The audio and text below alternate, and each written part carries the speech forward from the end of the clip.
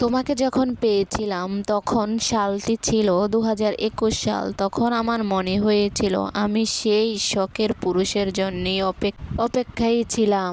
হয়তো তাকেই পেয়ে গেছি। ওই যে সে আমার শখের পুরুষ। তোমাকে আমি যতই যত্ন করে ভালোবেসেছি। সব নারী টাকা পয়সা বাড়ি গাড়ি চায় না। নারী চায় তার শখের পুরুষ তাকে যত্ন করুক, সহকারে ভালোবাসুক, তাকে বুঝুক, তাকে সম্মান করুক।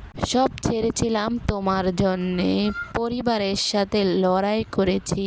আমি পেয়েছি তোমাকে, তারপরও হারিয়ে ফেললাম। তুমি চাইলে পারতে আমাদের একটি সংসার করতাম। তোমার উপর সবকিছুই নির্ভরশীল ছিলাম। কিন্তু তোমার কাছে পরিবার সব। আমি পুরো পৃথিবীর সাথে লড়াই করতে রাজি ছিলাম। আর তুমি জানো না, সেই শখের পুরুষ যাকে সম্পূর্ণই আমি ভালোবেসেছিলাম, তুমি সেই শখের পুরুষ যাকে পাওয়ার জন্যে আমি আব্বুর মুখোমুখি হয়েছিলাম। তুমি সেই শখের পুরুষ যে বউ বানাবে স্বপ্ন দেখিয়ে লাল শাড়ি বানিয়ে গিয়েছিলে। আমি ভাবতেও পারিনি 2024 সালে এসে আমাদের বিচ্ছেদের যন্ত্রণাও আমি সহ্য করতে হবে। ওয়ে আমার শখের পুরুষ, তোমার মাঝে সব গুণ ছিল, শুধু আমাকে বোঝার মতন মন ছিল না।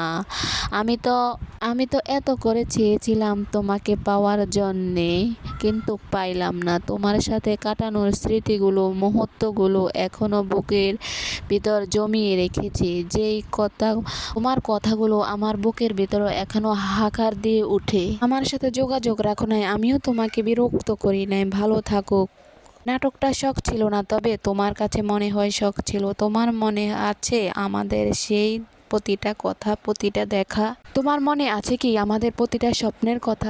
এখনো আমার বুকের ভেতরে এগুলো হাহাকার দিয়ে উঠে। সব কথা আমি লুকিয়ে রেখেছি মনের গভীরে। মুহূর্তগুলো বুকের ভিতর কবর দিয়ে রেখেছি। এখন আর তোমার সাথে যোগাযোগ রাখা বা তোমাকে বিরক্ত করা আমার মনের ভিতরে আর জাগে না। আমার কি এখনো মনে আছে আমাদের প্রতিটি কথাগুলো? আমার কিন্তু এখনো মনে আছে, কিন্তু আমি আর প্রকাশ করব না। তোমাকে আমি এখন ভুলে যাব।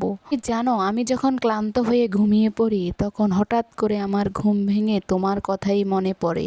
তখন মোবাইল চেক করে দেখি তোমার কোনো মেসেজ এসেছে কি না। সেই ব্লক লিস্টে এখনো আমি। কই গেলা? এত খুঁজে খবর নেই মানুষটার।